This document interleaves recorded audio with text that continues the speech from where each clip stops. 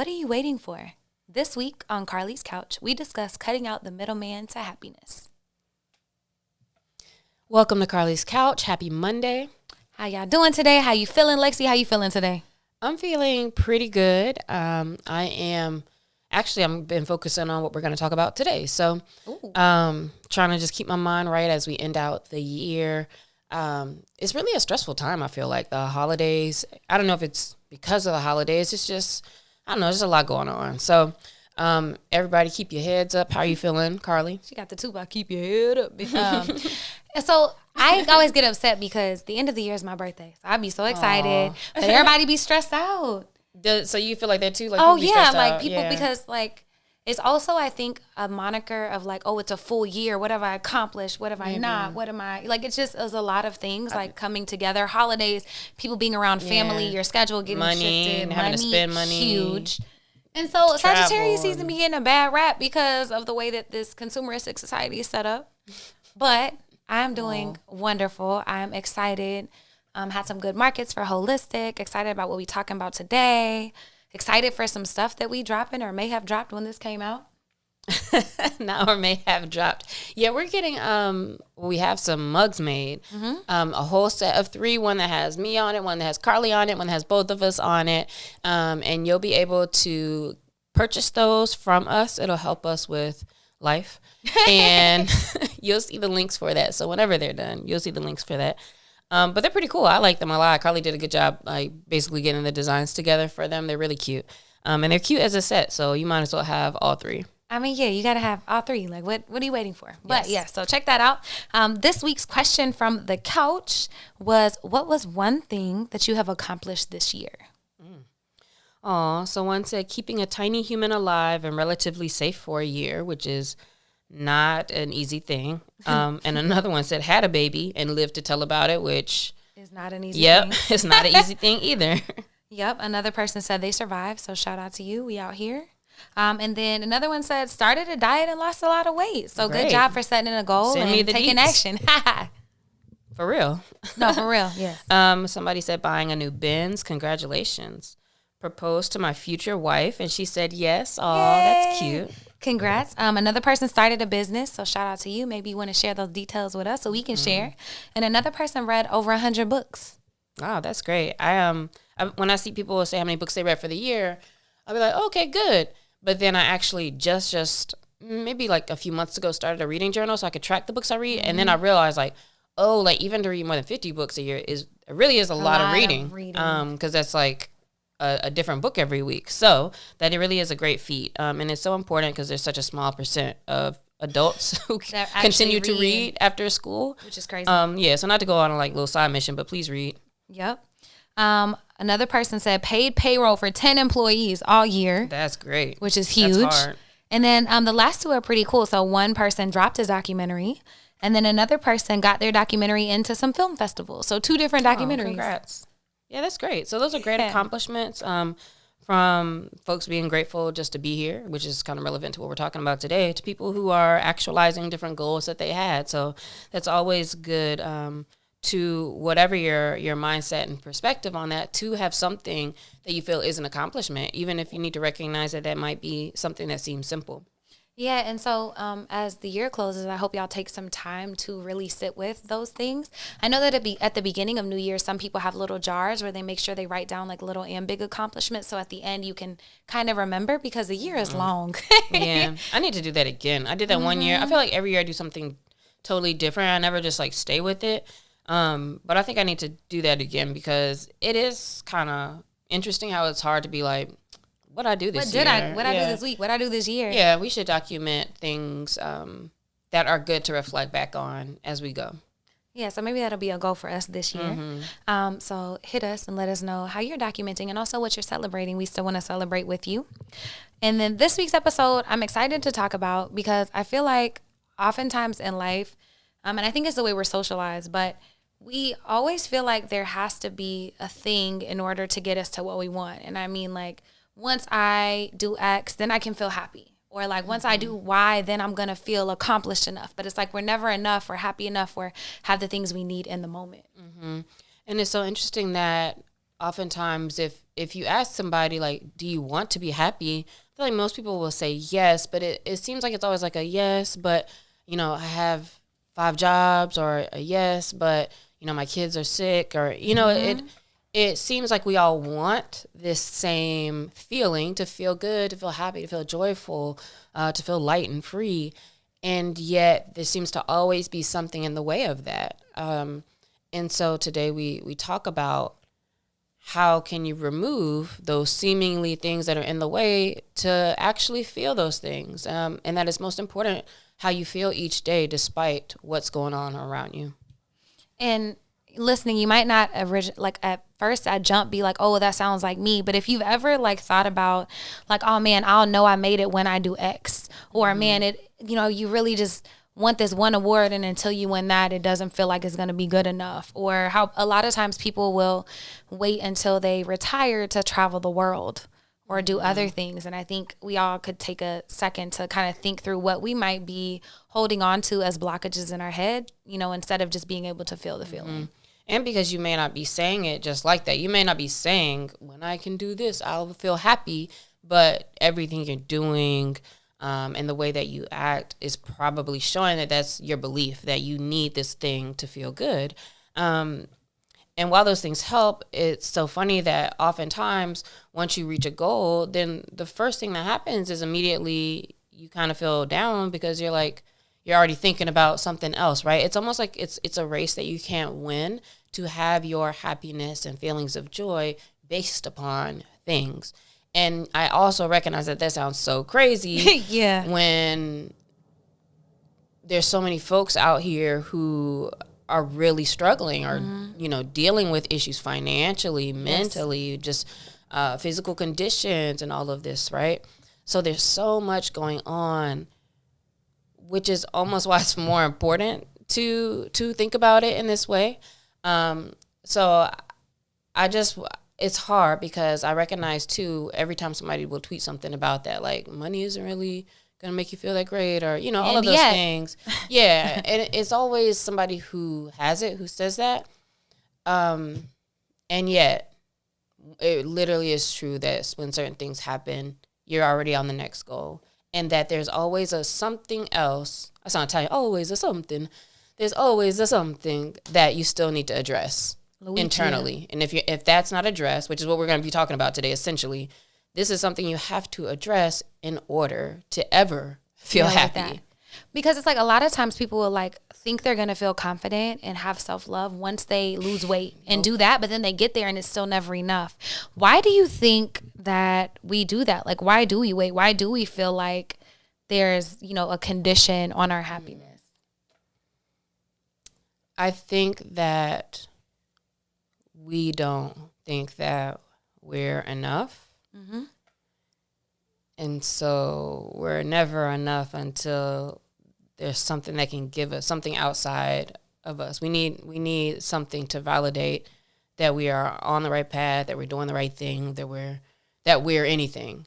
Mm-hmm. Does that answer the question? Maybe I'm sure there's more. Well, I think that's a great basis of it. It's like I think we're socialized to want external validation, whether it's an A on our papers, our parents clapping for us at a thing. Like, we're very social creatures. Like, we kind of need each other to survive. So I think a little bit of it is in our DNA too, for us to become people pleasers, or to know that this thing is what is honored and valued by society. And so then we reach for those things. And so I think it kind of just gets in our head. Like, one, I don't think that we think we're enough. I do think that we look for external validation and people to tell us that we're enough, or we're good enough, or we're worthy of love. But I think a lot of it is societal too, and kind of shapes the way that we think. Mm-hmm. And even with religion, which whether or not you are religious, that you can't deny how that shapes American life. And so thinking about things like ideals of having to work for something, or do things a certain way to get somewhere, or to get forgiveness, or to do, like, there's things to do. There are processes. And so part of with what Carlie's saying about being socialized, I think that within our society in general, we are told that it's the right thing and a good thing to work for things, and to you need to do something to deserve something. And therefore, happiness, joy, feeling good, all of that somehow gets included there, because now we have these systems of like commerce and industry, and like you have to do things to get things. Like we don't even live in a society at all that's just about feel good and be taken care of. So I think it applies to everything. And I think it affects our mentality so much, and these ever elusive things. I also think that if we ever really kind of broke through that line of thinking and recognized that like we could be happy in this moment or could have enough or could be enough, then it kind of breaks down society, right? Because capitalism is built on always the need for more and having to achieve more and buy more and do this in order to be a thing. And so like if we ever really owned our power and learned how to choose those things in this moment, even without the external validation and external like physical things to show us that we are these things, then we kind of break down a system. Mm-hmm. I know it sounds like I'm wearing like an aluminum foil hat, but no, but that's fair. I also think that what we tend to do to ourselves is, even if nobody else is telling us like what we need to do or what we have to do, we tell ourselves, oh, well, I can't go on this vacation because I need to finish this, or I need to have 20,000 of my savings before I can go on a vacation. Or like we give our own self rules. So an example of this is my brother does this all the time. If you know me, like I could have $200 and I'm gonna spend $180 on a trip. And so when there's opportunities that come up to go visit somebody or go to a family trip or visit a friend or something like that, and I'll always be like, come on, man, let's go. Like, or even if it's like, oh, I'll get you the ticket or something. And he's like, nah, man, I got things to do. I got to do this because I don't feel right being away, or I don't feel right taking time to myself or taking time off when I feel like I need to be working or doing more or finishing something, right? I used to feel like that when I'd go to the club back in the day too. And it's like, when you don't got it really, but you like, I can't even really have fun here right now because I need to be at home resting, or I could be working on something, which could be what am I trying to say? Which it could be the case. Which is fair. Sometimes you do need to take your ass home and do stuff. Yeah, we have responsibilities. And yet I, over time especially, have got to a point where it's like I'm always everywhere and I'm always like living the life. And then people might say something like, dang, you always somewhere, you living life or whatever. And my first thoughts are to be like, yeah, actually, I'm kind of stressed. I'm kind of struggling with this or that or whatever, right? And I want to clarify. And yet, at the end of the day, it's like, oh, I am living the life because I'm literally living the life. Like, I am doing the things. It's not like I'm not doing it. And so not having, I'm putting this in air quotes, like the things I'm struggling about or that I don't have or I'm trying to figure out actually doesn't matter because I'm still doing the things and it's still working. And so it's like, well, why would I press myself to be like, I can't do anything until I have this when I could actually just enjoy it now. I can enjoy it now and I could do it now and I can have it now and I can feel good now. And still keep working for, more and more, whatever. And I think that's such the funny conundrum because like we are so socialized to like, oh, I can't take rest until I finish this project, until I launch this company, until I hit my first meal. Like, but then you're always waiting. And so I think we get in this pattern in our lives of always putting things off because we don't think we deserve to be happy, or we don't even know what happiness looks like because we've never given ourselves that time to be happy. And so what does it look like to choose happiness and joy in the moment, even when things don't look exactly how we think they should, in order to, quote unquote, be able to feel that? Sometimes you just have to like make a moment for yourself. And I think that's fair to like make it and create it, right? So getting in this mindset that like, and I know all this is slightly sounding woo-woo, but like you're creating, right? So like you have to stop and make that moment. So even like a couple of days ago from us recording this, like I was so, I don't know, just sad or something. Like, and I didn't even know how to explain it. So I was just like struggling, like, man, I just feel off. I feel so blah. And you start thinking about stuff going on. And then I was like, well, let me take Marvel on a walk, the dog that I'm dog sitting that's on the couch with us. And I took her outside and we were walking and it felt so good outside. Like I had to be like, it feels so good outside right now. Like I'm so free. I can do what I want to. I'm enjoying this moment. Like I had to make a moment, create a moment. And I will often do that. And it's interesting that it's easier to do if when you have a little nature involved. It's easier like when you have like Marvel sometimes. I'll be like, she thinks I'm her emotional person. Support But person. like, yeah, she's my emotional. I'll like just hug her and just be like, oh, like you just feel good or being outside and stuff. So I think that's one of the big parts is make a moment and just feel like you feel good in that moment. I hope makes sense. I think it sounds so counterintuitive to everything that we're ever taught or everything we've learned that I need to do this thing and then feel good. But I really think the more we practice and starting small with the walks, with the animals, with just gratitude. That's why they say gratitude is life-changing, because you're choosing to be intentional about your emotions and how you feel. And it's counterintuitive because you think that you would achieve something and then feel good. But you have to learn to feel good regardless of if you're achieving or not, because you won't always be achieving, and you don't want your emotions and your happiness and your joy to be reliant on things you can't control. But what we can control is in this moment, I'm going to be grateful for that sunshine outside that warms my skin. I'm going to be grateful for my health. I'm going to be grateful for this. And I think that that's how it's kind of changed my life and how I've become a more joyful person. Like, I've always been pretty joyful, don't get it twisted, but I used to be a lot more anxious, a lot more defensive, a lot more on edge. And I think it's the practice of me intentionally choosing joy every day, especially when shit is not going my way.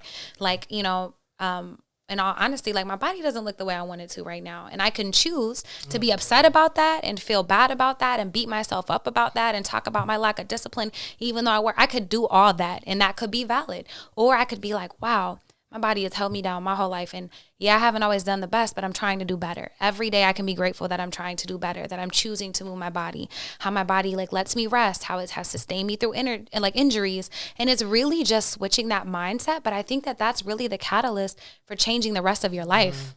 Yeah, I go through that exact thing every day too. Because the first thought is always just like, man, this ain't it.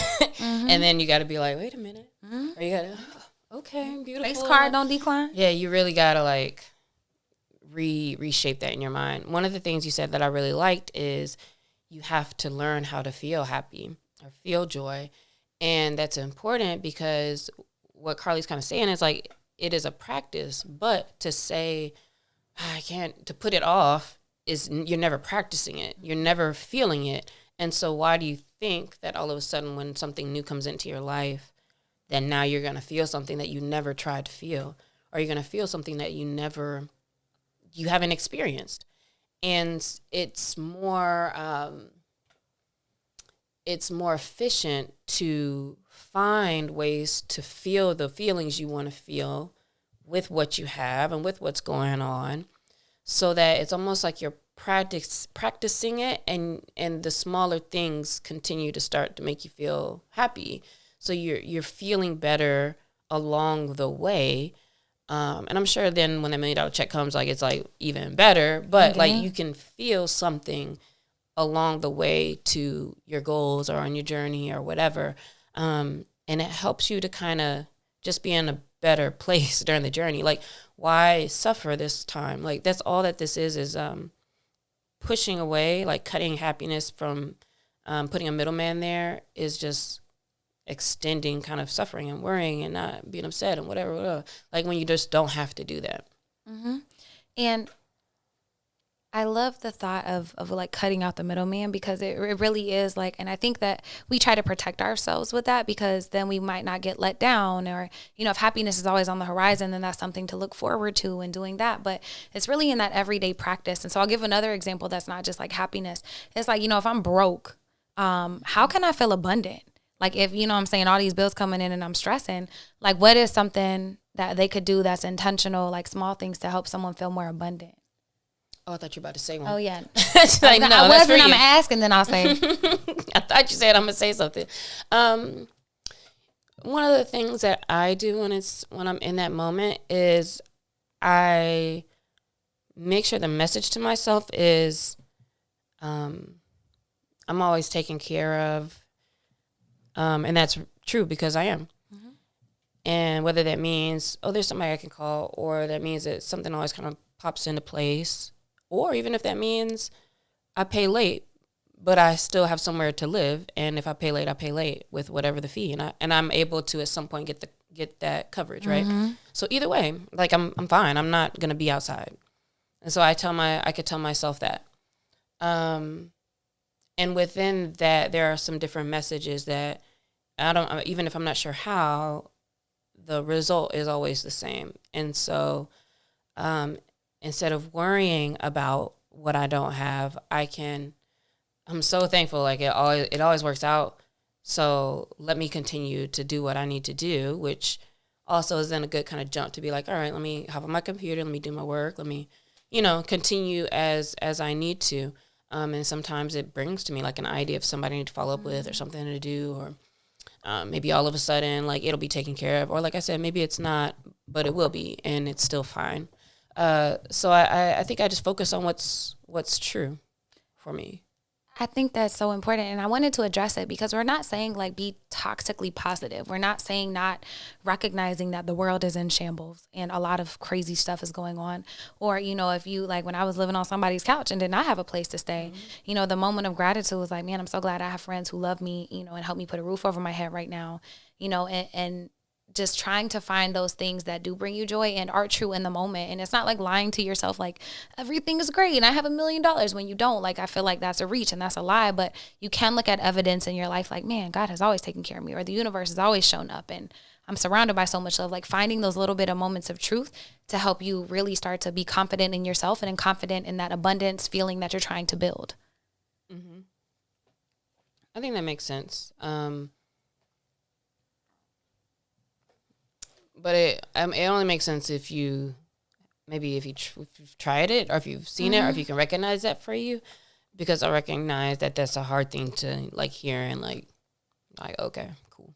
For sure. I think about that too with like the whole loved thing. Like if someone really desires a relationship but hasn't manifested, it's like, how can you, people be like, okay, love yourself. But like, what does that feel like? How can you like feel that for yourself, even if, you don't have that in the moment? And I think that's like being intentional, like practicing loving on others, like people who are in your life, even if it's friends, like noticing how they love you, noticing how you like to be loved. Mm-hmm.